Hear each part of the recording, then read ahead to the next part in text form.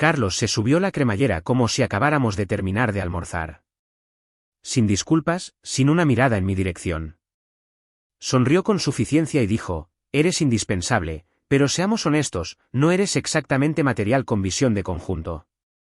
Luego agarró su saco, revisó su teléfono y dijo algo sobre una llamada de conferencia antes de que la puerta se cerrara detrás de él. Yo todavía me estaba poniendo mi maldita camisa. Me quedé sentado en el borde de la cama del motel, con el aire acondicionado a toda potencia contra mi nuca, mirando la fina grieta que se arrastraba por el techo. Mis palmas todavía estaban rojas. No me moví, no respiré. No porque estuviera sorprendido, sino porque esta vez, finalmente comprendí lo que todo esto había sido. 6 años. 6 años de llegar temprano, quedarse hasta tarde, saltarse las vacaciones, salvándoles el pellejo cuando ese despliegue del backend casi quemó toda la infraestructura. Pasearon mi sistema en cada reunión de inversores, lo llamaron una piedra angular de nuestro futuro. Lo construí en una oficina del tamaño de un armario con una bombilla parpadeante y 0 horas extras. ¿Y Carlos? Se llevó el crédito, dio discursos, reservó fines de semana de golf. Material de ascenso. Así me llamó el trimestre pasado. Estás a punto, amigo. Sigue haciendo lo que haces. A punto. ¡Qué broma! Nota rápida antes de escuchar, comparte desde qué ciudad o país estás viendo. Recuerdo esa botella, una porquería de la estantería de abajo que guardaba en su coche. Las noches en que se sentía culpable, servía 2 tragos y empezaba a balbucear sobre mi brillante futuro. Luego volvía a ser lunes por la mañana y a fingir que yo no existía. Todo este asunto del motel tampoco era nuevo. Solo que esta vez era más sucio. Más frío. Me incliné hacia adelante, con los codos en las rodillas y los dedos entrelazados. Me picaba la piel como si me hubiera revolcado en fibra de vidrio. Me dije a mí mismo que no bebería. No esta noche. No otra vez. Lo había dejado. ¿Recuerdas? Había cambiado. Pero de todos modos abrí el minibar. Una pequeña botella de plástico de whisky quemaba como el infierno al bajar. Fue entonces cuando caí en la cuenta. La patente. No de ellos, no de la empresa. Mía. Patente del INPI. Real, registrada hace años. Ellos nunca la presentaron. Yo lo hice. Todas esas noches en que estaban borrachos o distraídos o persiguiendo indicadores de rendimiento clave falsos, fui yo quien registró la maldita cosa después de esa cumbre de 2018 en Guadalajara. Todavía recordaba a Carlos desmayado en el sofá cama, con la corbata puesta, babeando sobre el cordón de su credencial. El director de tecnología se jactaba de que el departamento legal era una morgue hasta el 3er trimestre. Así que lo hice yo mismo, a mi nombre. Me levanté tan rápido que la botella rodó de la cama y golpeó la alfombra con un ruido sordo. Ni siquiera me inmuté. Pensaron que me usaron, que jugaron conmigo. Pero olvidaron una cosa, yo construí el sistema y todavía tenía las llaves. Ni siquiera me molesté en cambiarme la camisa del motel. Conduje directamente a casa, arrojé las llaves sobre la encimera y me puse a buscar en el armario mi vieja caja de tecnología. Un portátil roto, memorias USB quemadas, montones de impresiones que nunca ordené. En el fondo, debajo de un teclado roto y un paquete de chicles con fecha de 2019, lo encontré. Un disco duro viejo y gordo. Cinta negra en el lateral, una palabra garabateada con sarpie, archivo-basura. Lo conecté al ordenador de mi banco de trabajo y contuve la respiración mientras el disco arrancaba con ese lento y agonizante zumbido. Tardó una eternidad, pero lo encontré. Patente del INPI número 10 a 81.493, registrada el 19 de febrero de 2018. El nombre en los papeles, el mío. El recuerdo volvió de golpe como un puñetazo inesperado. Esa cumbre de backend en Guadalajara. Habíamos pasado toda la noche en vela después de que una demostración fallara, y yo me quedé para reconstruir la lógica de enrutamiento central desde cero. Mientras tanto, el director de tecnología estaba inconsciente en un puff en el espacio de trabajo compartido del hotel, todavía con su credencial de la conferencia y presumiendo de que el departamento legal es una morgue hasta el 3er trimestre. Esa frase se me quedó grabada. ¿El departamento legal dormido? Bien. Trabajaré mientras roncan. Abrí la carpeta marcada como pat-dlm-core. Dentro, confirmaciones originales de HIP, todas bajo mi nombre de usuario personal, diagramas de flujo con mis iniciales en el pie de página, registros de simulación de carga sellados desde la dirección de protocolo de Internet de mi casa. Incluso un documento de Word con una nota preliminar de registro que nunca compartí. Nadie se dio cuenta porque a nadie le importaba. Estaban demasiado ocupados discutiendo sobre los tableros de gira y fingiendo que eran ellos los que sostenían el cielo. La tecnología en sí, un gestor de carga dinámico, más inteligente y rápido que cualquier cosa que hubieran lanzado desde entonces. Podía dividir el tráfico del backend en tiempo real basándose en la demanda predictiva. Aprendía sobre la marcha, se auto-optimizaba. Código limpio, ni una sola dependencia que no hubiera escrito yo mismo. Usaron una versión adulterada en producción, eliminaron la mitad de la lógica, pusieron el nombre de Carlos en el documento de arquitectura y lo vendieron a los inversores como el futuro de la escalabilidad. Y todo este tiempo, el verdadero motor estaba en un disco marcado como basura. Me recliné, soltando una risa aguda que no parecía mía. Habían paseado mi sistema en sus llamadas de resultados, construido demostraciones para las empresas más grandes de México, alardeado en podcast, usado mis diagramas y charlas técnicas. Uno de ellos incluso copió un comentario de mi registro de confirmaciones textualmente en su informe técnico. Pero ninguno de ellos revisó la base de datos de patentes porque, en sus cabezas, yo no importaba. Solo un chango programador con buenos instintos y una boca callada. Demasiado callada, al parecer. Abrí el registro activo y verifiqué el expediente de nuevo. Todavía activo, todavía mío. Registrado 2 meses antes de que mi trayectoria oficial de ascensos siquiera comenzara. Mucho antes de que Carlos empezara a colgar la zanahoria del puesto de director como un maldito premio a la lealtad. No estaba robando nada. No estaba hackeando su sistema. Demonios, ni siquiera necesitaba tocar su repositorio, porque esta no era su propiedad intelectual. Nunca lo fue. Copié todos registros, diagramas, marcas de tiempo en una memoria USB nueva, y la etiqueté como FUS01. No necesitaba quemar el lugar. Todo lo que tenía que hacer era encender la cerilla. No dormí esa primera noche. No lo necesité. Creé una instancia básica de Amazon Web Services con un correo electrónico desechable, la llamé impresora-420 solo para hacerme reír, y me puse a trabajar.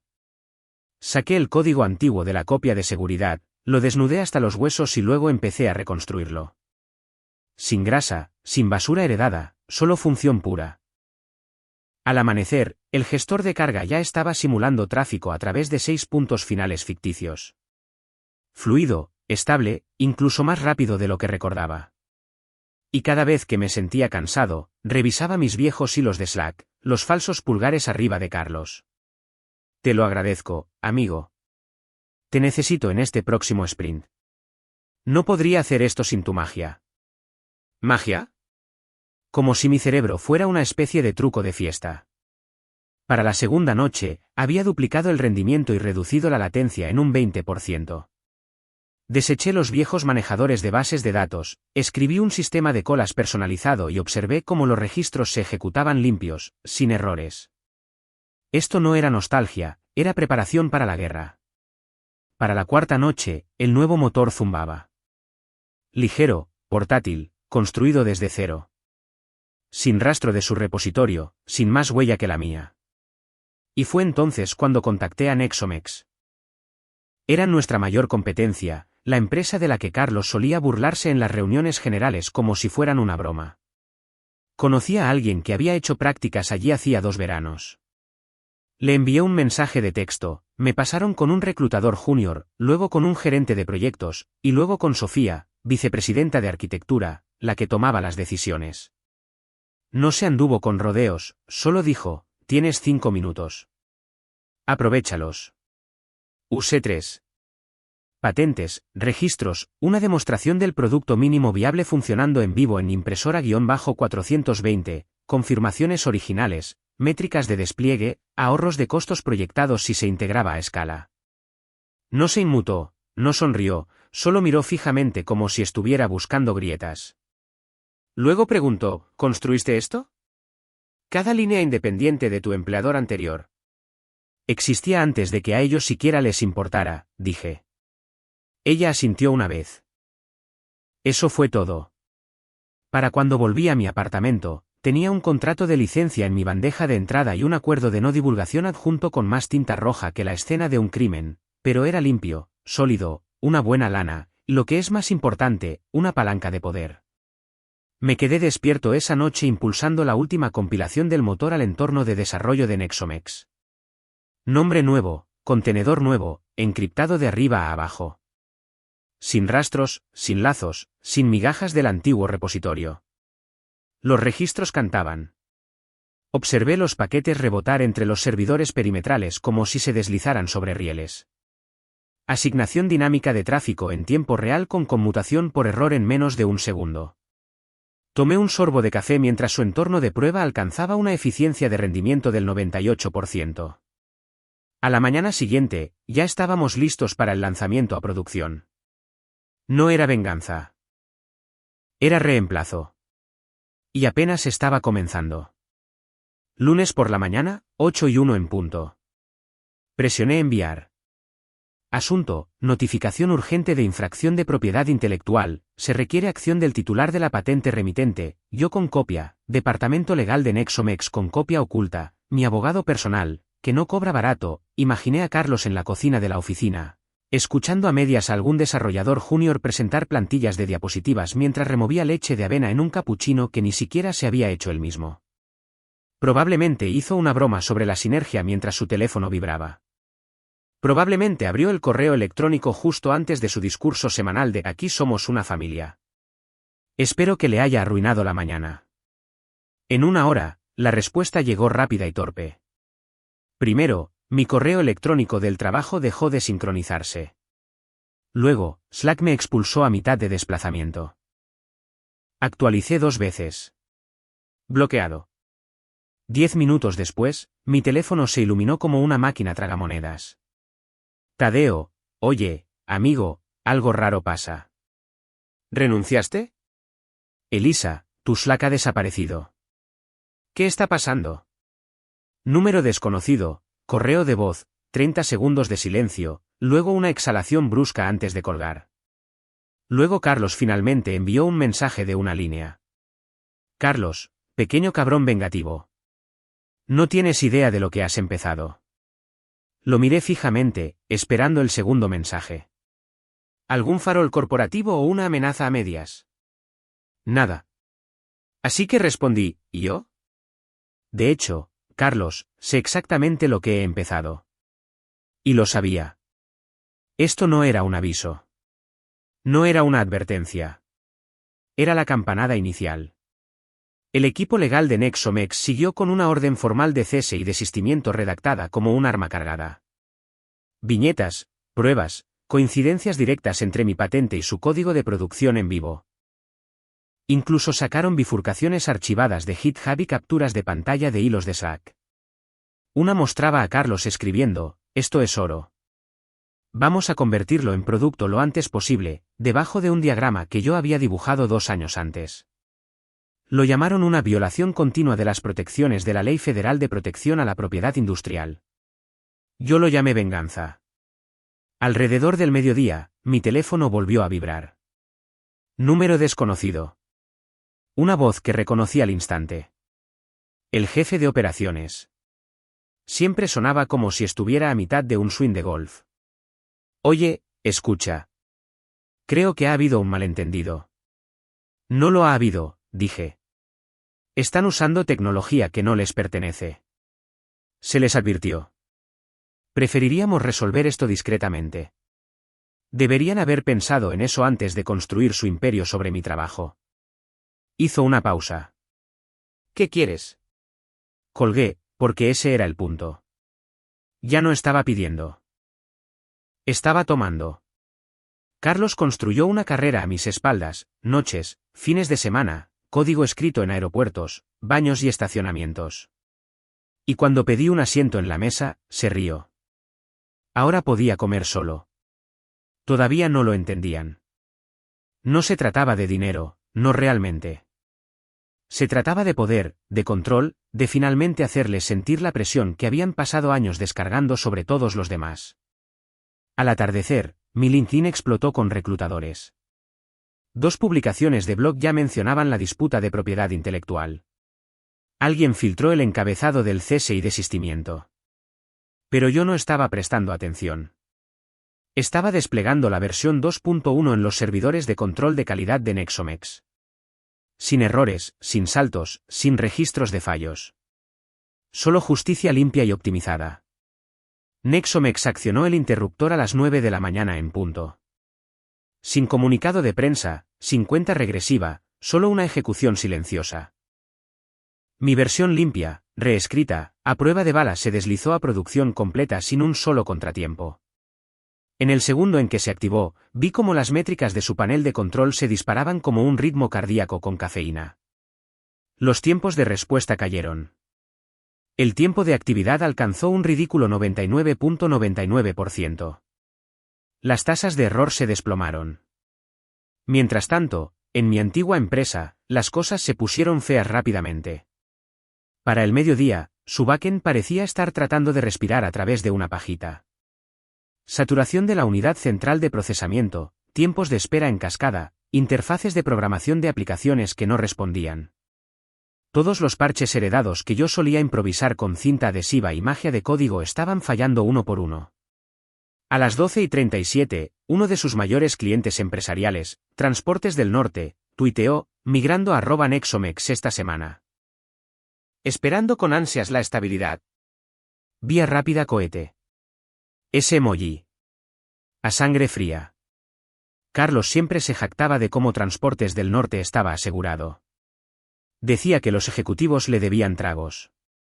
Supongo que no. 15 minutos después, un blog de tecnología publicó una comparación lado a lado que me hizo atragantar con mi café. A la izquierda, una foto del diagrama de mi vieja pizarra de 2019. Incluso se podía ver la manga de mi sudadera en la esquina. A la derecha, la diapositiva de la presentación principal de Carlos de 2022 en la conferencia de Cancún. Misma estructura, mismo formato, mismo error tipográfico, alocador en lugar de asignador. El pie de foto decía, coincidencia o copiar y pegar. La gente no estaba adivinando. ¿Sabían? Comenzaron a llegar mensajes. Israel, lo lograste, amigo. Finalmente los desenmascararon. Mariana, solía sentirme mal viendo cómo se llevaban el crédito. Gracias. Arturo, por fin. Alguien se levantó. Ni siquiera me había dado cuenta de cuánta gente estaba mirando. O esperando. Luego vino la filtración. Alguien me reenvió una captura de pantalla de un memorando interno titulado Protocolo de consecuencias de la Sancha, solo para uso interno. Asunto, control de daños. Estaban limpiando sistemas, cancelando charlas, congelando publicaciones en redes sociales. Modo de pánico total. Una línea sobresalía, él tiene pruebas. Asumir riesgo de litigio en toda la documentación pública posterior a 2019. Al día siguiente, vi a alguien de marketing tuitear y borrar una línea sobre innovación continua a pesar de los desafíos. Las respuestas los destrozaron. ¿Te refieres a después de robar la tecnología? Intenta dar crédito la próxima vez. Son ustedes, y enlazaron de nuevo la comparación de los diagramas. No podían apagar el fuego. Cada vez que lo intentaban, simplemente se extendía. Recibí una solicitud de transferencia por SPI de un excompañero de trabajo con la nota, cómprate una botella. Te la has ganado. Lo hice. Y luego volví al trabajo. Porque el colapso no se trataba solo de código. Se trataba de reputación. Y la de ellos se estaba desangrando rápidamente. El correo electrónico llegó a mi bandeja de entrada como un maldito regalo. Reenviado desde una cuenta anónima. Sin texto en el cuerpo. Solo un asunto y un archivo PDF adjunto.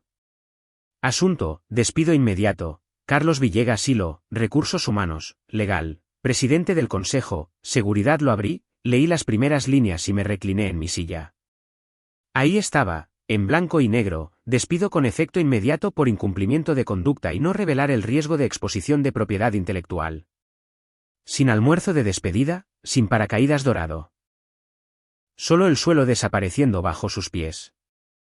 Imprimí el correo electrónico. Luego busqué en mis archivos guardados y encontré una copia de la famosa publicación de Carlos en Slack, la que fijó durante el confinamiento. Fuente en negrita, emoji en el encabezado y todo. Aquí somos una familia. Debajo, un párrafo de tonterías absolutas sobre lealtad, transparencia y apoyarse mutuamente. También lo imprimí. A continuación, tomé una de mis memorias USB de repuesto y escribí una palabra en ella con Sharpie, recuerda.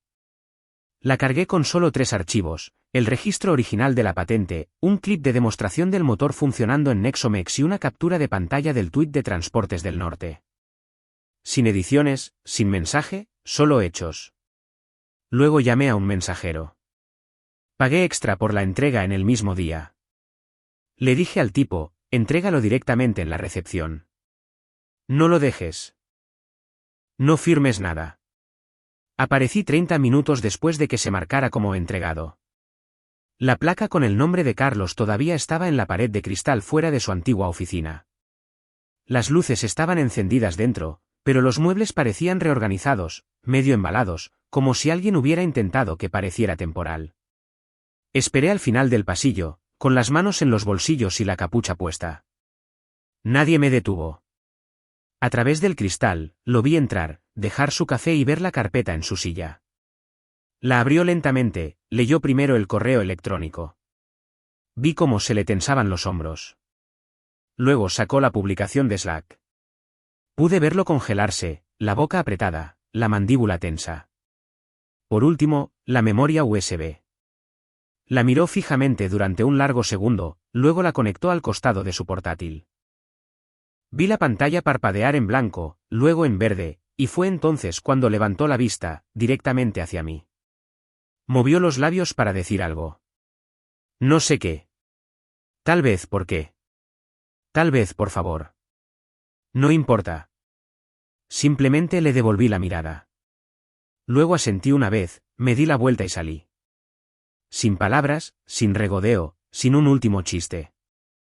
3 días después de que dejé la carpeta en la silla de Carlos, apareció un sobremanila en mi apartamento.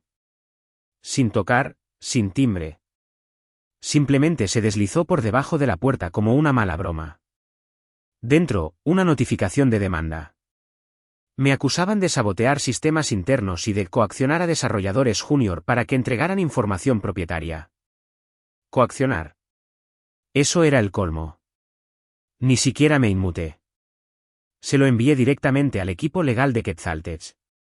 2 horas después, recibí una llamada de Sara, nuestra jefa de litigios.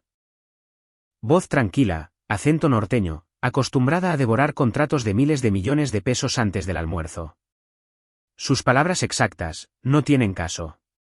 Esto será divertido. En 4 días, destrozaron la demanda. Los golpeamos con marcas de tiempo contundentes, patente registrada antes de que yo estuviera en nómina, confirmaciones, fechadas, registradas y firmadas, diagramas de flujo creados antes de que la empresa siquiera tuviera un departamento legal. Y la guinda del pastel, el descubrimiento de pruebas. Sara dejó muy claro que si querían seguir adelante con esto, sacaríamos todo a la luz. Hilos de Slack, registros de revisión de código, grabaciones de reuniones de desarrollo, el correo electrónico donde Carlos escribió, mantengamos esto internamente por ahora. La propiedad intelectual se complica. Presentamos nuestra respuesta un jueves. Para el viernes por la tarde, se rindieron. Sin comunicado de prensa, sin fecha en el tribunal, solo silencio. Retiraron la demanda, borraron la publicación del blog que presumía de la arquitectura propietaria, eliminaron ese podcast donde Carlos me llamó asistente técnico y actualizaron silenciosamente su sitio web para eliminar cualquier mención del gestor de carga original. Demasiado tarde. El daño ya estaba hecho. Ese fin de semana, un ingeniero de su equipo de infraestructura publicó un hilo titulado, Seamos realistas. Llevé ese sistema durante años y solo recibí manipulación. Todo lo bueno que lanzamos vino de él. Me etiquetó. Se volvió viral rápidamente. Ni siquiera lo retuiteé. No fue necesario. La gente estaba hambrienta de ello. 4 desarrolladores más renunciaron para el lunes. Algunos publicaron capturas de pantalla. Algunos simplemente dijeron, estoy harto de fingir. Luego los inversores comenzaron a dar vueltas. Una firma se retiró públicamente de su extensión de la serie de otras solicitó una reunión de emergencia del consejo. Empezaron a perder personal, clientes, credibilidad. Y no les quedaba nadie a quien culpar. Ni a Carlos, ni al departamento legal, ni a mí. Su casa no se estaba derrumbando porque yo la derribé. Se derrumbó porque la construyeron sobre los cimientos de otra persona. Y yo finalmente saqué los planos. Quetzaltech me dio algo que no había sentido en años, control. Ningún crédito a medias. Ningún apretón de manos a puerta cerrada. Ningún Carlos respirándome en la nuca, esperando para robar la siguiente idea. Solo un equipo, una misión y una pizarra en blanco. El lanzamiento fue como un cohete. Edge completamente desplegado. Mi nombre en la página de inicio, mi nombre en los documentos, mi nombre en cada maldita confirmación que importaba. Incluso la página Quiénes somos lo decía correctamente, ingeniero principal, Ricardo de la Sancha. No lo enterré. Lo asumí. Los becarios se dieron cuenta. Uno se me acercó durante la incorporación y dijo, oye, apliqué por tu historia. Eres como la prueba de que es posible. No dijeron inspirador. No lo necesitaron. Vieron las pruebas. Ya no solo estaba construyendo código. Estaba construyendo una cultura, una donde los desarrolladores junior no tuvieran que susurrar ideas o preguntarse si serían aplastados en la siguiente demostración. Teníamos reuniones diarias donde la gente hablaba como si importara. Hojas de ruta donde las mejores ideas realmente llegaban a buen puerto. Y justo cuando pensaba que Carlos finalmente estaba fuera de escena, reapareció. O lo intentó. Respaldó una startup reciclada llamada Filocore. Toda la propuesta sonaba como si hubiera sido construida por ChatGPT y jerga corporativa, arquitectura de próxima generación para computación perimetral resiliente. Palabras elegantes, sin alma.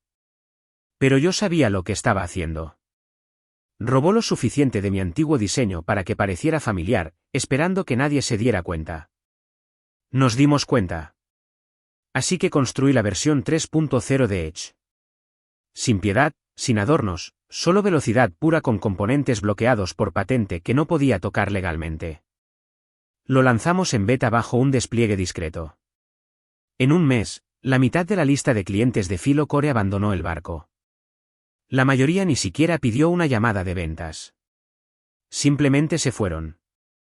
La financiación de capital riesgo se secó tan rápido que fue noticia. El golpe final, uno de los propios cofundadores de Carlos dio una entrevista anónima. No aportó ninguna tecnología. Solo aportó ego. Lo despidieron esa misma semana. Intentó publicar un ensayo en LinkedIn sobre empezar de nuevo, pero los comentarios lo sepultaron. No respondí, no hice clic, no me importó. En Quetzaltech, seguimos avanzando. Un sprint tras otro. Ya no buscábamos venganza. Estábamos ganando. Y esta vez, era en mis términos. El salón de baile estaba abarrotado. Una gala tecnológica en pleno apogeo. Copas de champán, paredes de LED, ego por todas partes. Estaba programado para el discurso principal, el penúltimo de la noche. Grandes nombres habían pasado antes que yo, pero la gente todavía se quedaba. Eso decía algo. Estaba cerca de la entrada del escenario cuando lo vi. Carlos, merodeando junto a la barra como si perteneciera allí. Saco azul marino, vaso en mano, una sonrisa demasiado fácil para alguien que lo había perdido todo. Me vio y se apartó de la barra. Tú ganas, dijo, como si fuera un cumplido. No disminuí la velocidad. Esto no era un juego. Caminó a mi lado, manteniendo el ritmo, fingiendo que éramos iguales. Cometí un error en aquel entonces, murmuró, con la mirada baja. Me detuve, me volví hacia él. No, dije. Tomaste una decisión. No discutió. No tenía la energía. Sus hombros se hundieron, y por un segundo, pensé que podría decir algo honesto, pero alguien se le adelantó. Uno de nuestros ingenieros junior, Jonás, estaba cerca, todavía con los auriculares puestos, sosteniendo un portátil bajo el brazo. Levantó la vista desde el otro lado de la sala. Oye, ¿ese es el tipo que se rió cuando pediste un aumento? Carlos se congeló. Algunas cabezas se giraron. Jonás ni siquiera se dio cuenta de que había tocado una fibra sensible. Simplemente asintió, dijo, eso pensaba, y se fue. Carlos no habló, no parpadeó. Se dio la vuelta y caminó hacia la salida, lento y silencioso. No lo seguí. Subí al podio. Las luces me golpearon. El micrófono estaba encendido. No empecé con bromas ni diapositivas. Simplemente empecé a hablar. No sobre Carlos, no sobre Quetzaltech, ni siquiera sobre la patente. Hablé sobre construir algo real. Ser dueño de tu trabajo, saber lo que es tuyo y nunca dejar que nadie te lo quite. No por un cheque, no por falsos elogios, no por conveniencia. Dije, si estás esperando permiso, ya vas tarde. Construye lo que importa. Protégelo con ambas manos. La gente escuchaba. Sin sacar los teléfonos, sin distracciones, simplemente absortos. Después de los aplausos, alguien se acercó desde la primera fila. Joven, nervioso. Preguntó, si pudieras decir una cosa a los desarrolladores que están siendo ignorados, ¿qué sería? No tuve que pensar. Registra la patente, dije. Enciende la cerilla.